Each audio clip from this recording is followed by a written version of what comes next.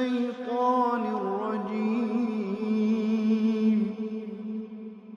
بسم الله الرحمن الرحيم. Assalamualaikum warahmatullahi wabarakatuh. Selamat pagi anak-anakku semuanya. Salam sehat bagi kita semuanya. Alhamdulillahirobbilalamin. Pada kesempatan pagi hari ini kita semuanya bisa bertatap muka di video pada pembelajaran bab 5 jiwa lebih tenang dengan banyak melakukan sujud. Di sini ada beberapa macam sujud. Yang pertama yaitu sujud sahwi, kedua sujud syukur, ketiga sujud tilawah. Apa itu artinya sujud? Sujud adalah suatu gerakan di dalam sholat di mana jidat, kedua lutut, kedua telapak tangan, dan ujung kedua jari kaki menempel pada alas sholat. Keajaiban sujud, aliran darah hanya dapat menyebar ke seluruh bagian otak hanya dalam keadaan kita sujud. Penelitian tersebut akhirnya membuka hati untuk mendapatkan hidayah dari Allah, yaitu mengakui ketinggian dan kebenaran ajaran Islam. Otakmu seperti seseorang yang sedang sujud. Justru kenapa perlu akal itu digunakan untuk berpikir dan tidak memilih lagi jalan keburukan. Di sini dilihat kita bisa melakukan sujud dimanapun tempatnya.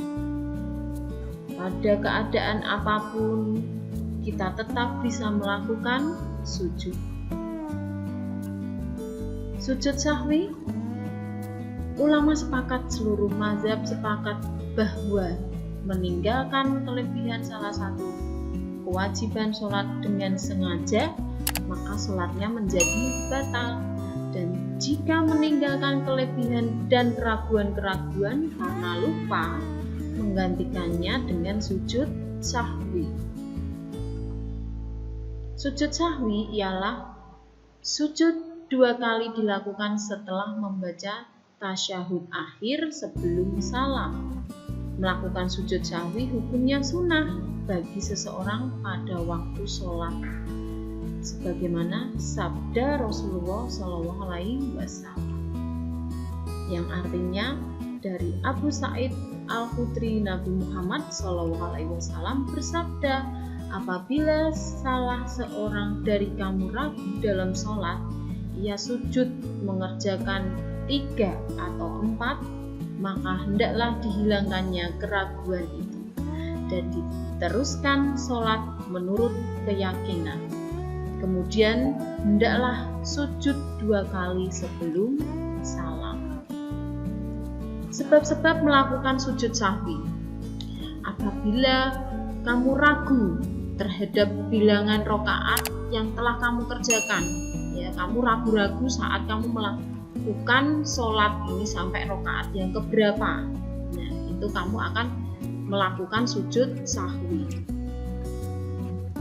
Yang kedua, kelebihan rakaat atau rukun dalam sholat. Jadi kamu kelebihan atau pada waktu kamu sholat melebihi rakaat yang telah ditentukan. Apabila lupa tidak tasyahud awal atau tidak mengerjakan salah satu di antara sunnah-sunnah sholat. Ya, di sini kamu bisa membaca sujud sahwi. Subhanallah yanamu wala yasbu. Maha suci Allah yang tidak tidur dan tidak lupa. Tata cara melakukan sujud sahwi setelah membaca tasyahud akhir, kemudian kamu sujud diiringi dengan takbir Allahu Akbar, kemudian di dalam sujud kamu membaca doa sujud syahwi. Setelah itu duduk seperti duduk antara 2 sujud, tidak baca apapun. Sujud dan membaca sujud syahwi lagi, kemudian duduk lagi, terakhir memberi salam. Jadi kamu melakukan tata cara sujud sahwi itu setelah membaca tasyahud akhir, kamu tidak langsung membaca salam tapi langsung membaca doa sujud sahwi dengan melakukan sujud. Sujud sahwi itu ada kalanya sebelum salam dan ada kalanya sesudah salam. Adapun sujud sahwi yang dilakukan setelah salam ialah pada dua kondisi. Apabila karena ragu antara dua kemungkinan tadi, tapi ada kecondongan pada salah satunya. Sedangkan sujud sahwi yang dilakukan sebelum salam juga pada kondisi apabila dikarenakan kurang rokaatnya pada waktu kamu melakukan sholat. Apabila dikarenakan ragu, dua kemungkinan itu tidak merasa lebih berat kepada salah satunya. Yang kedua yaitu sujud syukur. Ya, ada kalanya kamu mempunyai rasa syukur kepada Allah. Pengertian sujud syukur ialah sujud yang dilakukan sebagai tanda terima kasih kepada Allah Subhanahu wa Ta'ala atas karunia-Nya berupa keberuntungan, keberhasilan, atau karena terhindar dari bahaya atau kesulitan. Sujud syukur hukumnya sunnah. Dasar hukum sujud syukur, sesungguhnya Nabi Muhammad SAW apabila datang kepada beliau suatu hal yang menggembirakan atau kabar menyenangkan, beliau terus bersujud syukur berterima kasih kepada Allah Subhanahu wa Ta'ala. Tata cara sujud syukur dilakukan cukup sujud satu kali saja.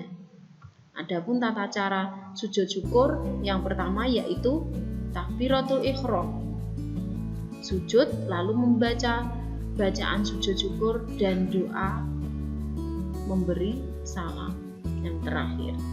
Ya, di sini kamu bisa membaca bacaan sujud syukur. Yang ketiga yaitu sujud tilawah. Sujud tilawah ialah sujud yang dilakukan seseorang karena membaca atau mendengar bacaan Al-Quran yang ada bertemu dengan ayat sajdah. Ayat sajdah itu di sini bisa kalian lihat, di sini ada beberapa 15 ayat. Tata cara melakukan sujud tilawah. Sujud tilawah dilakukan cukup satu kali saja dan dapat dilakukan pada waktu melakukan sholat maupun di luar sholat, karena kan kita tadi membaca ayat sajdah. Nah, di sini pertama yaitu niat, kemudian takbiratul ihram, kemudian melakukan sujud tilawah memberi salam sesudah duduk. Artinya dalam bacaan sujud tilawah, bersujud wajahku kepada Tuhan yang menciptakannya, yang membelah pendengarannya dan penglihatannya dengan daya dan kekuatannya. Maha Agung Allah yang merupakan sebaik-baiknya pencipta. Bagaimana jika kamu lupa bacaannya? Adapun jika tidak ingin sujud, maka membaca subhanallah walhamdulillah wala ilaha illallah wallahu akbar 3 kali. Hikmah sujud: manusia menyadari kekurangan dan kelemahannya sebagai manusia ciptaan Allah Subhanahu wa Ta'ala. Dengan kekurangan dan kelemahan itu, seharusnya hidup di dunia tidak boleh sombong dan tidak boleh angkuh. Manusia harus selalu mensyukuri nikmat Allah yang telah diberikan kepada kita.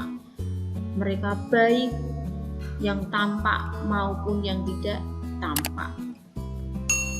Ya, di sini kalian bisa mengerjakan latihan-latihan soal yang tadi telah beberapa penjelasan dari Bu Ika.